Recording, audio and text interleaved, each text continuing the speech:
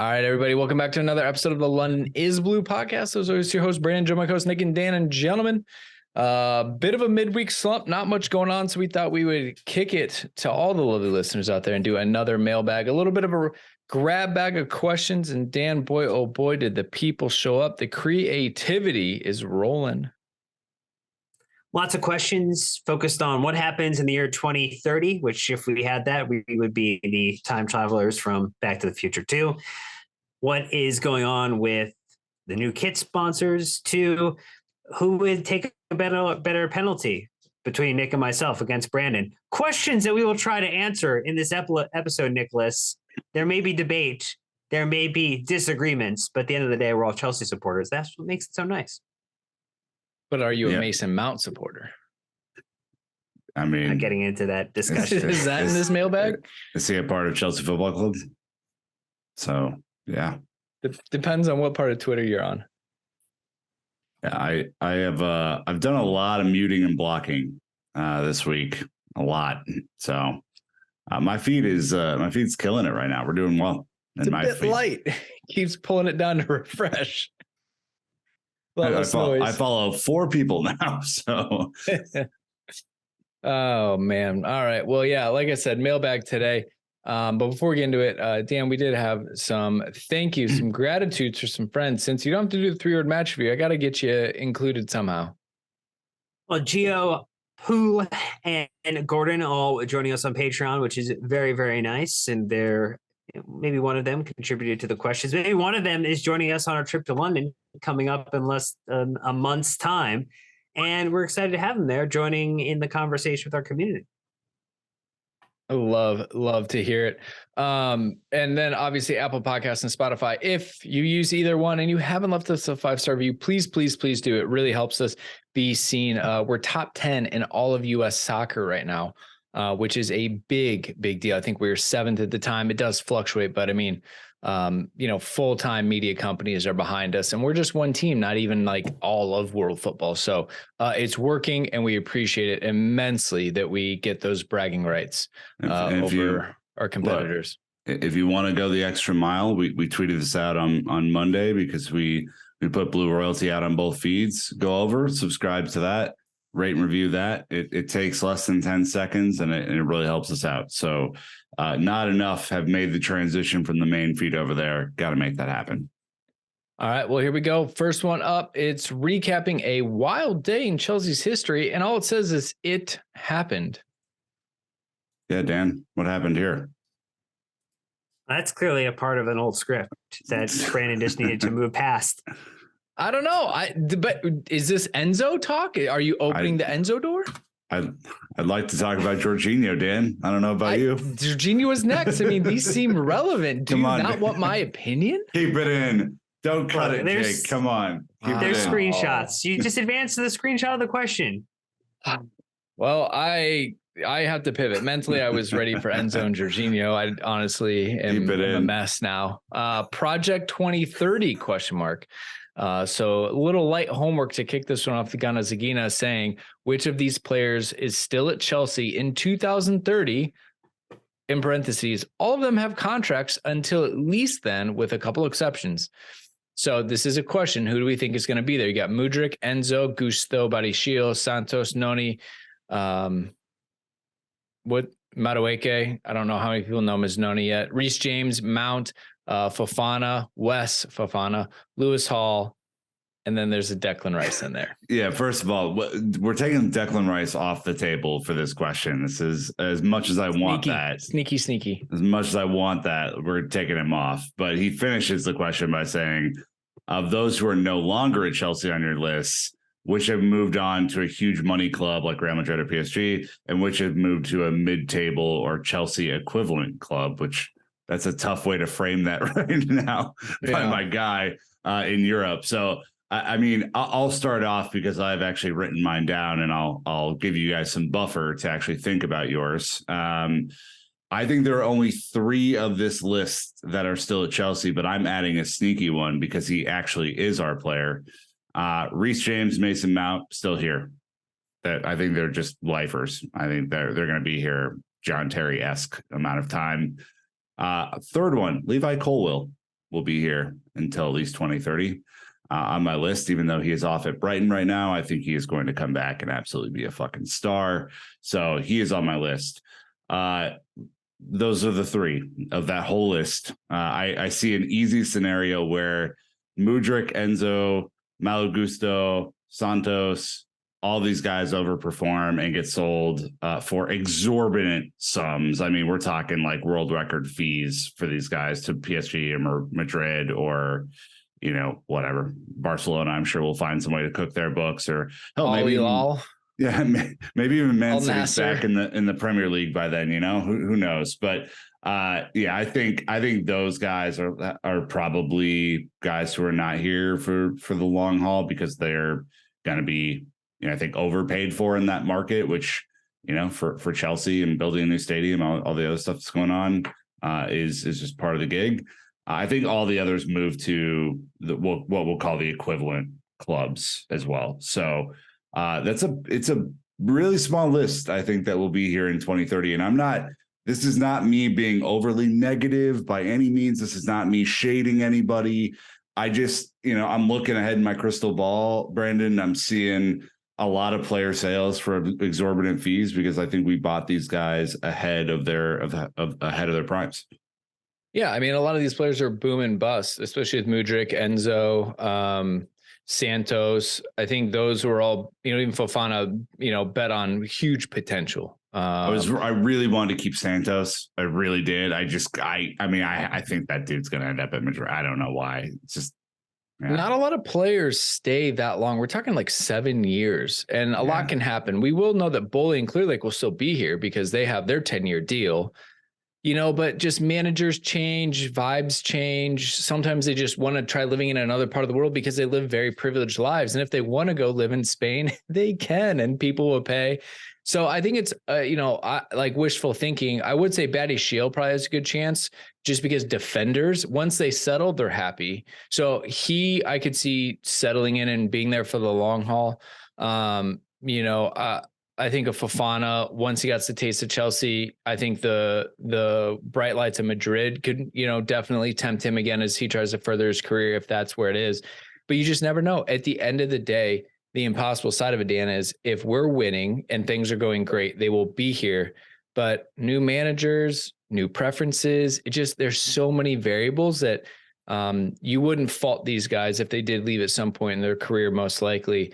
But it is great that even if they do want to go, look at all the leverage Chelsea have in this situation. When you go back about 5 seasons now, and you look at how many players typically are sold, not loaned with an option then to buy or sell them later, it's about 5 players typically a window have left Chelsea. And in this scenario, then you're likely going to move a fair number of people this summer. Of those, none of them are on that list. No. But you would have to imagine that you are replenishing or funding the club through at least one sale over the next couple of years. And so we're talking about being at 2023 right now. You're selling most likely one player per summer. You have a list of 10 players here. So I would say between 3 to 4 of the players still being at Chelsea at this time in 2030, when we are all much older and hopefully still doing this as a conversation, is, I would say 4 of these players being here still would be a high watermark number. How many players do you think are on the roster today that were here in the 2015-16 or 2016-17 season 7 years ago? 1, right? Zaspy. 0. No. 2. 3. 3. Aspi, Ruben, and N'Golo. Ruben. Oh, man. I couldn't have picked that out of, my head. Okay. Yeah. Well, you guys haven't answered the question. You've answered a number. Who's here for you? Well, I know I agreed. So I said, obviously, like, I think the Chelsea boys, they're going to go for the record appearances, you know, as long as Mason and everything is good enough. Mason Reese will be here for the long haul. Like I said, I think Batty Shield will still be here. I think that, you know, that's my only one that I would add. I could see Enzo going for big money. I could see Mudryk being boom or bust. Malo Gusto, I think he's going to be a squad player. So I think he will probably go back or go around Europe and do a bit of a tour.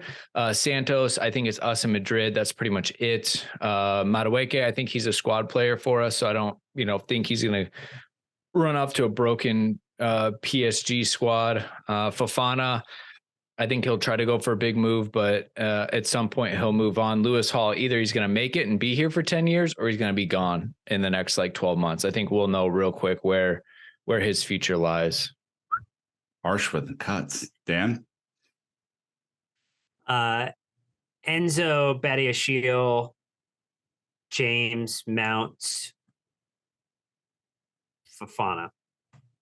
Oh, 5. Wow. Gross game. Who leaves first, Reese or Mason? Oh.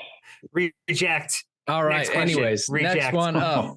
That hurt my heart. Timeless Silva or modern Mbappe? Canyon asks, would you rather have Thiago Silva be 15 years younger or current Mbappe? He said, no qualifiers, just straight up. Contracts aren't an issue. You want him for 10 years. Now, the difference being you essentially know the body of work that Thiago's going to give you. If he goes back 15 years and you know what you're going to get for the next 10, it's a pretty good time, right? But that, so these are two different questions. Let's answer the first question first, and I think it might change in the second question. Dan's smiling as if he stacked the deck here, which he's known to do from time to time. Would I rather have Thiago Silva be 15 years younger today or current Mbappe? Given the state of our attack, current Mbappe. There's no doubt in my mind. Now, current Mbappe that's hurt would fit in perfectly with our squad, but World Cup Mbappe is just, a freak. It's crazy. That's just my take on if it were today, this exact moment, what can you choose? Then I'm taking Mbappe. But I think the one next makes it different. Yeah. So the way I looked at it was the same way as you, is that it really is two separate questions, because if you take Thiago Silva back in time 15 years, that's before he started playing for Milan. It's before he started playing for PSG. And a lot of what we respect for Thiago Silva is not just his skill in terms of being a defender, but the leadership and the way that he's been tested and developed and has grown over time. And he's not the same player 15 years ago that he was now. And so while yes, there are things you wish he could do or wish he still had in his locker, his game is just so good, even at 37, heading towards 38 years old. It's incredible. I mean, yes, you wish you could keep him for another 10 years. And who knows, maybe he'll be like Brady and just defy all logic and expectation on what it means to judge success at the highest level and fitness to be able to do it. Yeah, so he's still Fluminense, about to go to Milan. Also, he went from Juventude in Brazil to Porto and did a 6-month loan to Dinamo Moscow in 2005. Whoa. Yeah. Man. Really, really interesting. Anyways, so yeah, obviously the immediate problem we have, but I think you lose a lot with him, the leadership, the organization. The defense isn't a problem now, but you take him out, it probably becomes a bigger problem. So I think that, look, what Mbappe did in the World Cup was unbelievable. Did not shirk any moment of pressure, was unbelievable. So realistically, you're talking about two of the greatest players to ever play the game. And the case is not, you wouldn't get Thiago Silva on your team. You would still have Thiago Silva. You would just add Mbappe. Yeah. It's just, would you rather have Thiago Silva be 15 years younger? I'll take current age Silva and Mbappe into the squad. Yeah, I want both for sure. But the next question is just straight up, what would you rather have? Contracts aren't an issue for either. And let's just say you get to keep them for 10 years. I love defenders. I love defensive midfielders. I think the reality of Mbappe's style is I think his body's going to break down sooner. And that's why I would go Silva. We already know that the longevity is there. If you're going to do the rewind to 15 years from now and then know what we know today, it's a no brainer. And I really do think Mbappe the reason he will not play in the Premier League is because he won't last in the Premier League. It's too physical.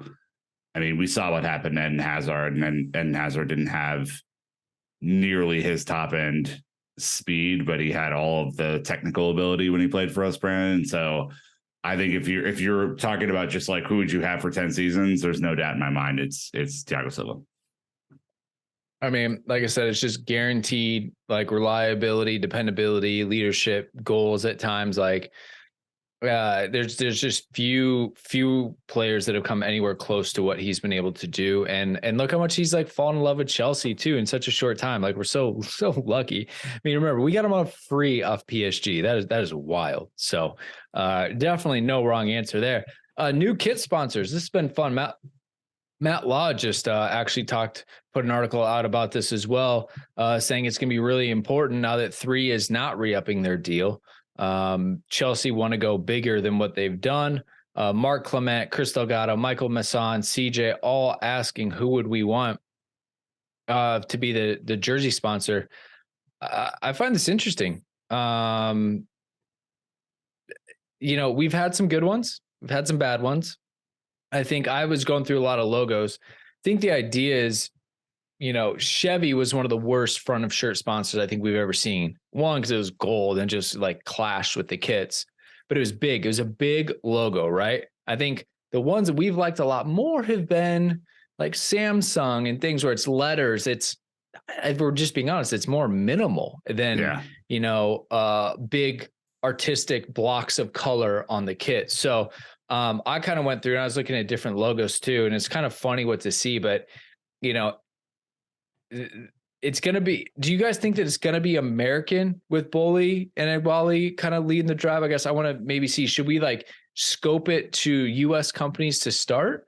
I would have a hard time believing that they are not attacking the absolute fuck out of that ad market right now, trying to get those sponsorship dollars. Like that would make a ton of sense. And I think everyone would go, yeah, that makes sense. So I would maybe focus in that direction.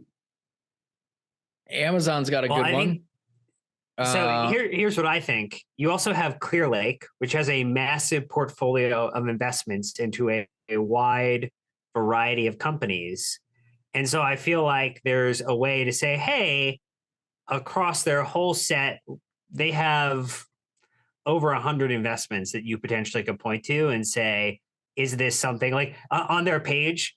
Chelsea Football Club is in between Compudine and Chef Cuts, Real Jerky, in terms of the many investments that Credit Capital is in at the moment.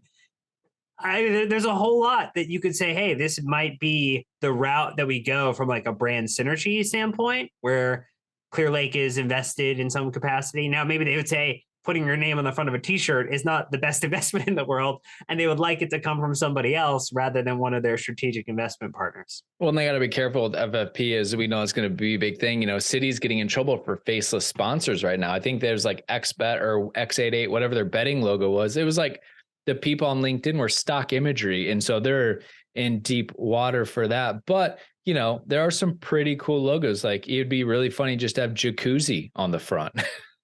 There are two that stand out to me. Okay. And I've spent a lot of money on both of these. One, bring back Coors, baby. Just bring it back.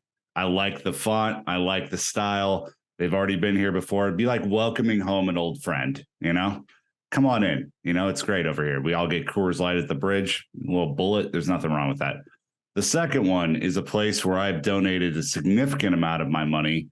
And that is, I've donated it. And in return, they've provided me with delicious food and snacks. Trader Joe's, baby. Come on. They don't have enough money to make this work, but God, I'd love to see a little Trader Joe's on the front. I'd love to see people walking into the bridge with the brown paper bags or their own standard, their own shoppable bags that are good for the environment. Trader Joe's, the best snack emporium on the entire planet, on the front of the shirt. Just imagine. That'd be a delight. Look, I'm looking at the Michelin logo. We've done Yokohama tires. Ooh, hey, you put the Michelin, man. There's a lot of stuff you could do with that. The actual man? You want the actual man? I would like Audi. The issue with that is the amount of car breakdown or tires being flat puns if Chelsea lose games that would occur would write themselves. There's always an angle. I like the Audi one too. Even like the Warner Brothers shield would be kind of interesting to throw on there, as I was just like glancing through logos and stuff like that. But it comes down to it, Dan. I think you and I should just really start a campaign for Duncan to go across the front. Oh, no.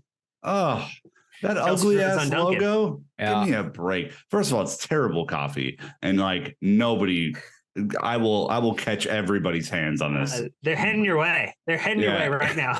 Yeah, I hope so. Slap the terrible coffee out of their hands so we can go get a burnt Starbucks. You know what I'm saying? That is really where it's at. Burnt Starbucks. But Duncan, maybe it could be Costco, because we buy things in bulk. We have big summer transfer spending windows. That's literally where I was before this. Kirkland brand shirts. Let us know what you guys think. There's a ton in here. Logos are endless. I'm sure you're going to tell us like, oh, you have to match the brand with the shirt, bro. You just smacked it there. If 7-Eleven gives you 60 million, you're taking it, even though it's a terrible brand alignment. This is all about the Benjamins. Don't get it twisted. I got one for you. Last one. It's a small company. You guys probably never heard of it. It's called Marvel. They produce indie films, and they're quite popular. Didn't Napoli do something like that where they had a bunch of like movies and things? No, that was Atletico Madrid had that. Atleti did. Yeah. Mm-hmm. Interesting. And I think that Taco was Bell. Oh, Taco Bell would be great. All right. Live Las Mas. What if you had like a crunch wrap on the front? God, that'd be sick. That one, we're taking the ad break. I'm going to thank the sponsor for supporting us. We're going to be right back with more of your questions. Here we go. All right. So hope you washed fourth meal. That down with something else. Joey wants to know about summer house cleaning. Says for FFP, it seems that we're going to rely heavily on player sales. A lot of the players we'd want to offload are they're on inflated wages. Could that lead to a scenario where we can't find enough suitors and we ultimately can't balance the books? So good question. And one of the problems is that guess who benefits the most in player sales?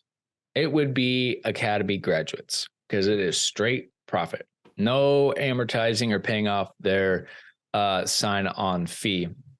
So unfortunately, Levi Colwell would be a prime candidate to get sold for 40, or Conor Gallagher, right, to Newcastle for 40, or Everton. Those are the players that kind of double their value for FFP, unfortunately. So with that being said, Jorginho for 12, 13 million with 6 months left, 31 years old, was an immense help because he's been at the club long enough. We've paid all of his initial sign-on fee from Napoli. Like, it is just straight cash to the bottom line.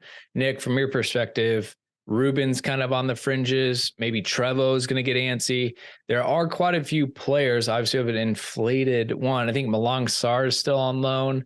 Bakayoko is still on loan. I mean, there's a lot of people floating around in our atmosphere that count on the books. And I would just say real quick that Bully has shown with Ross Barkley, they will tear up a contract if it is mutually beneficial. And this I think is where my head is at, right? Like, when Ollie brought up the Bakayoko thing in our chat the other day, that hurt me. I forgot. I forgot that he was still on the books. Why did we give him a contract extension back in? That's the Marina play.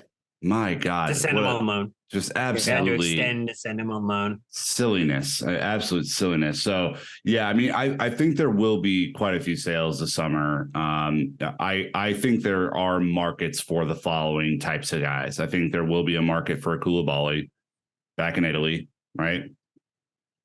I think there will be a market for an Aubameyang. It seems like MLS could be a short-term thing because their market's still open, but I think there will be a market for him.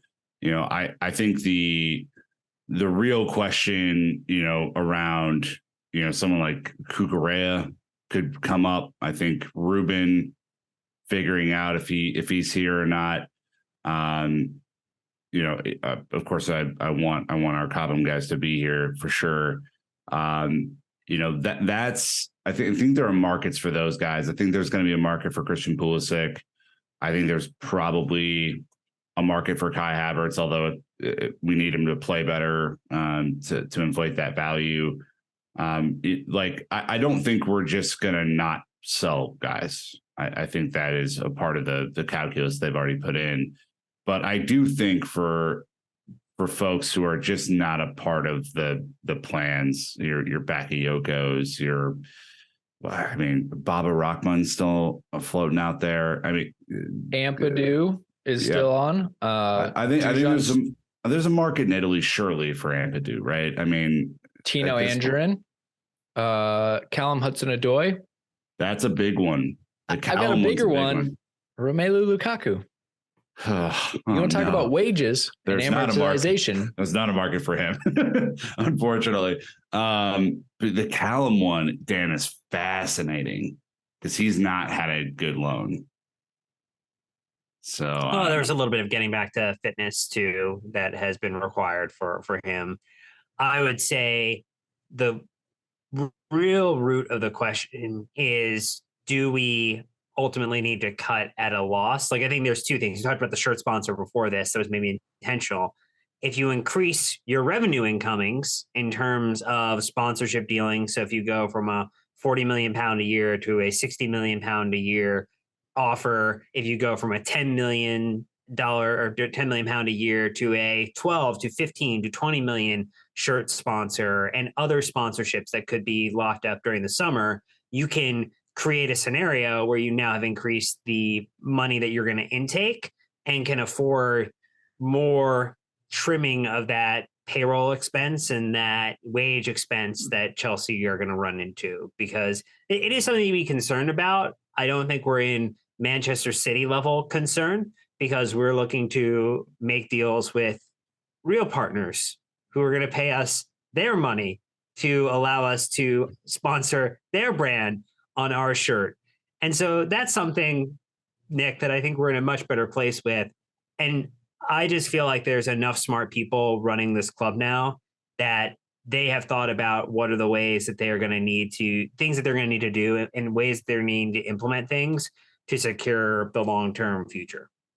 Yeah, I mean, they're going to need to be smart. The Lukaku thing, though, I think to Brandon's point, God, that's just going to eat us alive, isn't it? I mean, that's going to be that he's here for the next 3 years on those crazy ass wages and no way out. I mean, because he's been a flop this year.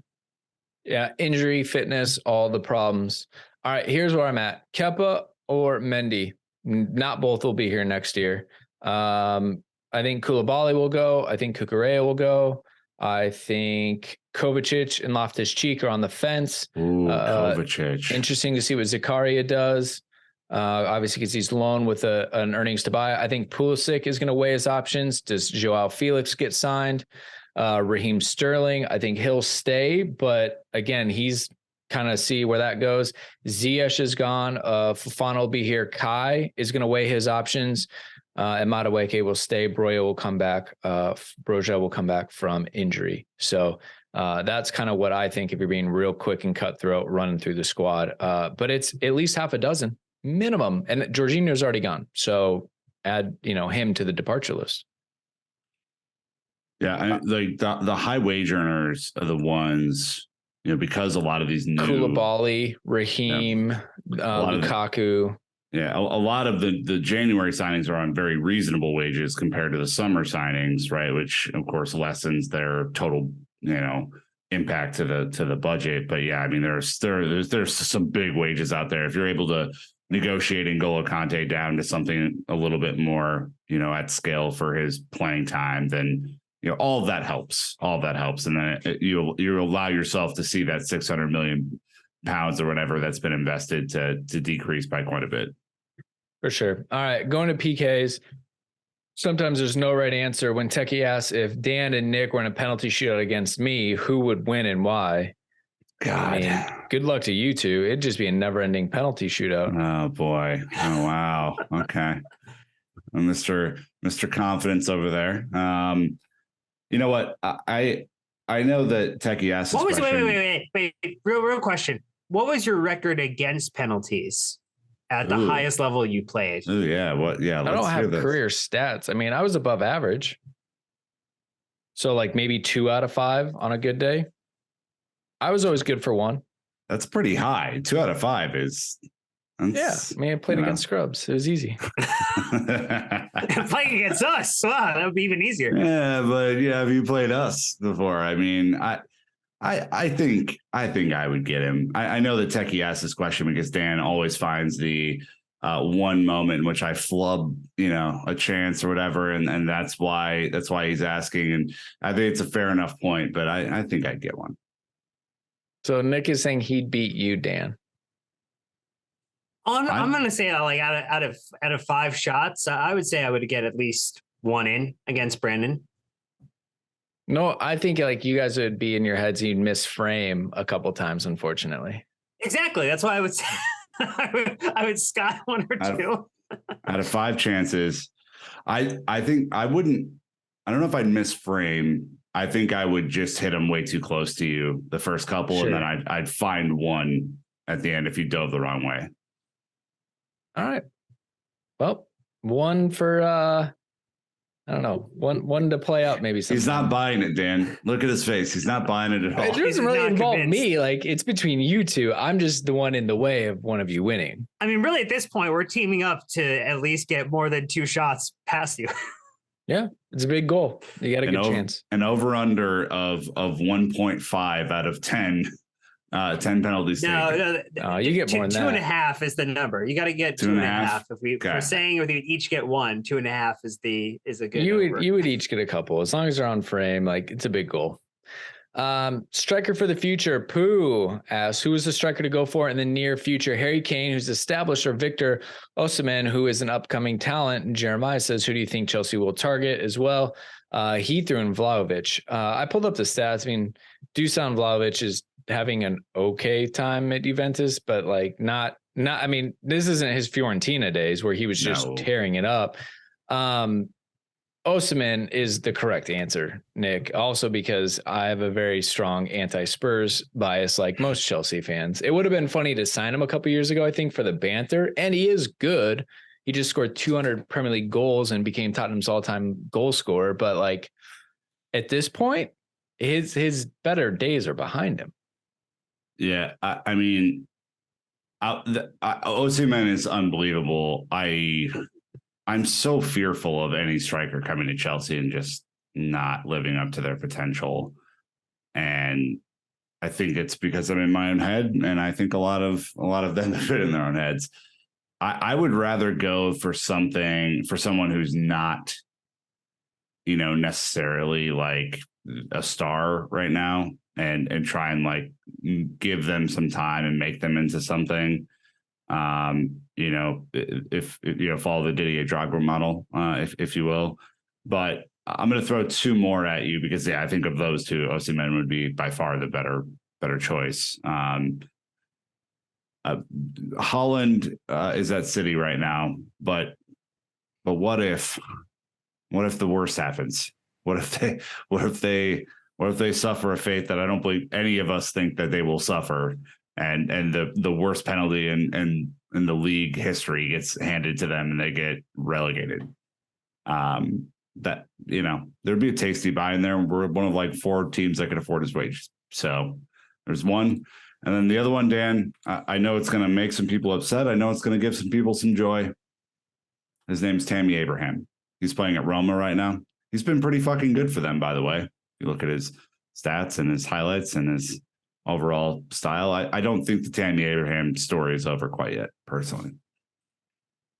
He'd be one that Chelsea would be able to secure back. He is, at the end of this season would be 26. So you would effectively, if you brought him in a 6.5-year deal, amortized over 5.5 years due to updated regulations this summer, you would have him until he's his early 30s. He would be an option. I think the other name I've seen a lot, people have thought about Ivan Toney a fair bit because he has shown the ability to have double-digit goal seasons in the Champions League, or not in the Champions League, in the coming up from the Championship to the Premier League. and he's already on 14 goals this season, 4 assists. So he's already kind of ahead of his current tally. He would be a little bit older. He is going to be 27 on his way to 28. So it'd be very unlikely that he just fits with the club's model moving forward. Yeah, I mean, Osimhen is one that would be interesting. I just don't know who that person is that fits the profile of players that Chelsea are really kind of going after and have shown us they want to go after. I think honestly it'd be great to see, like you kind of pointed out, Nick, someone just off the radar who's not maybe getting the same level of attention as a few others, who just ends up being the kind of right fit for Chelsea.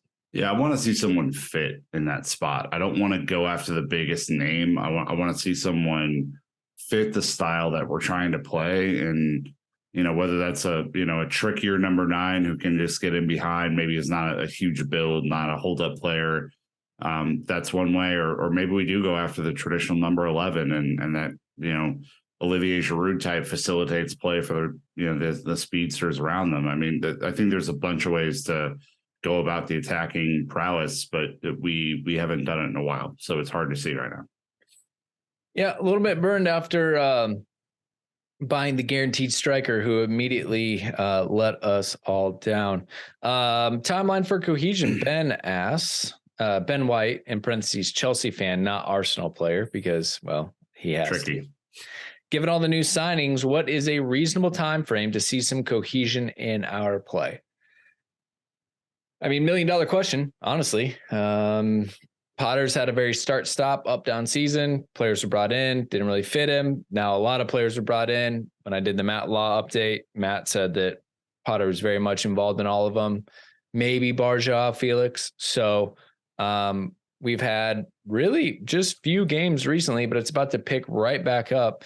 What do you think, Dan? Right in time for us to land on foreign soil, beginning of March? Or does it need to be like next week? I think the timeline to see improvements is every game, that there should be a step change, step to step improvement, because players are coming back healthy. I think that improvement isn't necessarily going to translate to a win every time. I actually would be occasionally okay with a loss that showed that we gambled and scored some goals and learned how to do some things and showed some cohesion in terms of like, this is the way that we are going to continue to play. I just don't think that's realistic, because I think this is following the standard format of get a solid defense and then figure out a way to create a couple good chances and improve shot conversion. That just seems like the way we're going for right now. And I would hope that we put together a good performance against West Ham that we can use to build upon playing Dortmund away in Germany, so that we come back and can conclude punching our ticket to the next round when we are over there to watch it, Nicholas. I don't think it's going to be for a while, if I'm honest. I mean, that doesn't mean we won't win games, right? I think cohesion in our play and winning games are not necessarily, connected at the hip or anything like that. But I don't think it's realistically until like mid-April. I mean, you got to get these guys game time together, and you got to get a consistent starting lineup. And the reality is Chelsea went from playing a game every 3 days this fall to not having any cup competitions except, if they advance in the Champions League now, and, just finishing out the Premier League season. So there's going to be a lot of time on the training pitch, which is good, right? A lot more rest than certainly we were used to last year when we played 66 matches. I mean, we basically made it to, all but the Champions League semifinal last year. I mean, we could have played 69, I think would have been the number. So, I mean, there's a lot to consider there, but I realistically don't think we're going to see this team hum for a couple of months. All right. Well, we'll take it. Leeds match. Can't wait for them to wait to hire a manager just before we get there and take the new manager bounce against us. But tell you what an interesting club, signing all those players for Jesse Marsch and then immediately sacking him. What kind of idiots would do that? I mean, someone asked me about that, and I said, as a respectable Chelsea fan, I don't think I can give an opinion since my club literally just did that. Well, look, I'm just proud to be affiliated with a club that understands and respects the cleaning and changing area of other teams and leaves it in the best possible condition. Yep, that didn't work. You're not the Japanese national team fans, man. Chill out. Yeah, they own that. Yeah. All right, we're going to take our last break. When we are back, how long does Potter get? And what about Mourinho? Thank you to the sponsors, and we'll be right back. That's right. Someone said Mourinho. Clayton, I know you're not having fun right now, but he asked, how much time will Graham Potter get? And would you welcome back the special one? And then Good Day Morning also asked, did the Jose Mourinho links have some embarrassment? It's a weird time. I think embasement. So I think his question is there basis in these there's rumors? Foundation to it? Yeah. Really interesting. Obviously, we've tried this before, bringing Jose back. We did win a title. We have some experience with this particular one. The difference being that Boli and Jose have no history. Before, Jose, Roman, Marina, there's a lot of history. There's also still a lot of familiar faces still there at that time. This would be completely different. It might as well be like him going to a different club. I would say. I don't know if you agree with that, Dan. And then how much time Potter gets. I mean, I think he's probably going to get to Christmas next year at a minimum, is my guess. Yeah, I don't see with the amount that Chelsea have invested into Graham's staff, Graham's talent who've gone into the boardroom and not necessarily the boardroom, but into the sporting director side of the business and talent recruitment side. It just doesn't feel like that is a short-term play. I think there's a willingness to say that, look, try to get as far as you possibly can in the Champions League, don't get relegated, and let's continue to figure out. And this is kind of, I know this is not the way we think about a Chelsea fans typically, but it feels like a mulligan of a season at this point in terms of the write-off. Like if something great happens in the Champions League, we'll take it. But that's kind of where we're at this point. In terms of Mourinho coming back, gosh. I mean, look, Mourinho is like a drug. Like it can be really good. Like the first one's really good. And you're like, oh yeah, this has a lot of negative side effects to it. And yeah, I mean, it'd be great for a little bit and then it would go sour again. Like it just, he is a type and we do not need to get back to that type, Nick. No, I mean, after he left the last time and he came back with United, he came back with Spurs, he did his shtick, everyone got all riled up and all that stuff. It's not worth it. I love Jose Mourinho. I want him to be the U.S. men's national team manager in the next World Cup. I think he would be absolutely fucking amazing in that role. And I have 1,000 different reasons to, why I would say that, but no, not Mourinho again. You don't go back. You certainly don't go back a third time. Like that relationship. It should be where it is now. I will admire him from afar. I'm glad, that he's having a good time. I'm glad that, he's popping off when he can and, doing his thing. I love the person. I don't know if the coach is still there at an elite club level. It's been a while since you've seen him kind of overperform in that role. So I think it would be someone else if Graham did get the sack, but I agree. I don't think Graham's getting the sack anytime soon. I'm going to look at the Serie A table real quick, just because I'm interested. Roma in third on 40 points, 16 points behind league leaders Napoli, who are running away with it a bit. AC Milan down in sixth. Wow. They won the Scudetto last season, and it is not working. Juventus, after their points deduction, are in 10th on 26. So, yeah, I don't know. How about this one? Simon, by the way, huge shout out to Simon, OG to the OG. Really appreciate when he gets involved. It just says, I just listened to the transfer review. Is it good for football that we talk about winning/losing the transfer window so much? Gloating about gazumping Arsenal when they are going to win the league. Thank you for calling me out, because I'm pretty sure I brought it up with Matt Law and wanted to reiterate my happiness with it. But I understand what you're saying, Simon. But to me, it's just one of the many facets that goes into rivalries, right? Anytime you can beat them on the pitch, great. If you can beat them off the pitch, also great. You kind of take, your shots when you get them. And to me, there's just another opportunity for me to try to remind Arsenal that we're a bigger club, even though we're in 10th and they're in first. Now we're up to 9th. Because, it's not always rosy. So sometimes I have to get creative with my taunts. SP Bill, my guy. I hate Arsenal with a burning passion. They hate me. It's all good.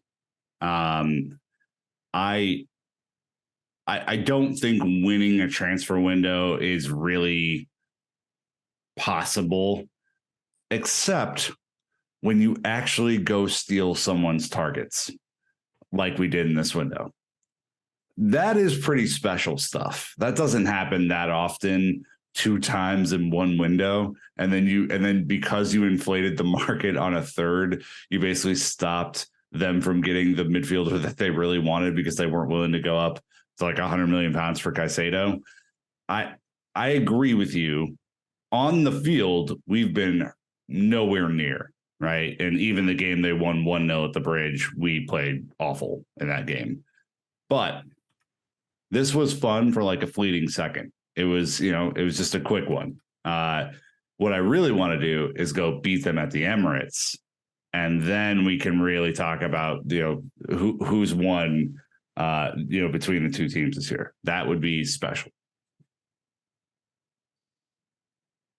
Yeah, it feels to me like it's very much like the NFL draft where you talk about winning the draft. And you know what? It's just a part of the entertainment of it all, in that it's just a thing to talk about and have fun about. But ultimately, at the end of the day, would I rather win the transfer window, or would I rather win a cup or win the league? It's always the latter. And so I think this felt more like a way to feel better about a really shitty situation for a couple of minutes and celebrate that and have some fun at it, because there is an assumption that, look, Arsenal seem likely to win the league. It is not an all-out guarantee at this point. Who knows? Man City could drop some points, and Man United could make a run to win the league this year. I don't know what's going to happen, but I more likely than not, yes, Arsenal win. It's terrible, and I mean we're just going to have to pretend part of this year didn't happen. All right. I'm sticking to it. I like you, Simon. That's all I got right now. All right. Last but not least, bringing back prior players, ? Gary says, are there ever any discussions about bringing back players, even coaches who were let go, sold too soon under the last administration, that would thrive better than ever in this current atmosphere? Guys like Tino Livramento, Mark Gurhey, Kurt Zuma, Tammy Abraham, Olivier Giroud, and Juan Gilmore. Interesting. I was trying to think right away, and I was like, I can't really think of anyone at first glance that I felt like we let go too soon. I like this list. It helps a little bit, but I don't know. Anything jump off the sheet at you guys? Dan? Tomori's the first one that comes to mind for me. I mean, I think there are players on this list who are good, who are good players. I think Tammy really had to step his game up to a whole new level under Mourinho, and like he would be a better player coming back now. So that would be an interesting scenario. I think Giroud would have been great in this side. I think it'd be phenomenal up top. He would have been still. Gilmore, I don't know. I think I'm less convinced on him after struggling to get into this Brighton side as well. He did boss Liverpool twice. He did. I think Gurhey is probably one that ship has sailed, just because we've kind of found our defenders now for the current and the future. Or we feel like we have at least started to put that puzzle together. Livramento is probably the most interesting one, because he is coming back from a pretty catastrophic injury. So you'd like to see a little bit more, but you also then just got Malo Gusto for the right-hand side of the attack. Exactly. I mean, on the left-hand side, if you did sell Cucurella and Ben Chilwell's back to form, you could bring in Ian Matson, who's having a phenomenal loan. If you want to go look at some great play, go look at what Ian Matson has been doing for Burnley. It's phenomenal. He's having a really, really good go at it. So I think those are the ones that jump to mind for me, Nick, is like maybe Tomori would have been one who could have slotted in and would have been like the part and parcel replacement for Rudiger. Rudiger could have left. Tomori would have been in there, and he would not have had to spend a ton of extra money on a world-class defender. Yeah, I mean, we were talking about this earlier with some of the young cats that have come through and the ones that are in the pipeline. You know, we'll get an academy update for our Cobham crew pod at the end of the month here. You gotta love where you're at with Motson. You gotta love where you're at with Colwill. You know, I think Trevo's been super useful in this team. Mason, Gallagher, like there's so many guys who I think we started to learn this lesson on, gave extensions to, you know, didn't sell too soon. I think Tammy's the one on this list, as I had mentioned previously, that in a like hyperinflated striker market where someone like Osimhen could go for 140, 150 million euros because he's in his prime and banging in goals, and Napoli are still one of the most informed teams in Europe. I mean, people are not talking about that Napoli team enough because the Champions League hasn't been on since November, but they ripped that Champions League group up. Like, it was embarrassing for Liverpool multiple times to play them. So I think Tammy for 60 million pounds makes a hell of a lot of sense. I think that's his rumored buyback, right? But I think it's less about like who do you bring back and just more how do you foster the ones that you have. And I think again, there's some really, really exciting talent coming through.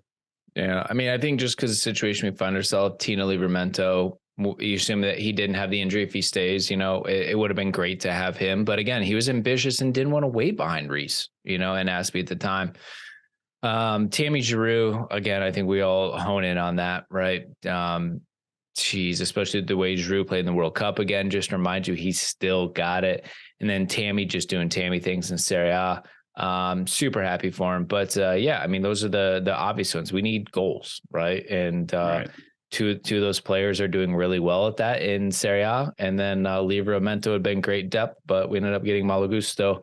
We'll see what he has to offer. But, you know, it's hard to look back all the time. It's always look back at our X's and see what could have been. I was looking at transfer market departures too. You know, it's like Emerson left, Timo left, Rudiger, obviously Christensen. You know, I don't need Christensen back like most people thought we would have. Pour one out for Miazga. Miazga, he's wow. gone. And then obviously Barkley and Danny Drinkwater. You know, some things it's better we're not together. So fun little exercise though, Gary. Appreciate you throwing that question in. But I think it's going to wrap us up. I think mailbag is accomplished. We did the biz. Another one down. Yeah, look, you have a Blue Royalty pod coming Thursday after hopefully a successful Conti Cup success that would take Chelsea into the finals, and then we might have another treat for you this week, Dan. I don't know. We want to go to Selhurst Park. Something we never thought we'd say again, but here we are. We want to go there to see the women lift another trophy and make it the third time we've seen that happen in person. That'd be pretty neat. Wow. That'd be great. Big waves to be made. All right, we're going to wrap it up there. But again, Chelsea fans, so thankful to have you hanging out with us. As always, more content coming this week. Just trying to think everything out. You know, get ready. I guess just kind of enjoy the quietness. You know, it's all about to kick off again. So kind of enjoy the quiet week while Potter and the players look to put it all together. So anyways, until next time, Chelsea fans, you know what to do. Keep the blue flag flying high.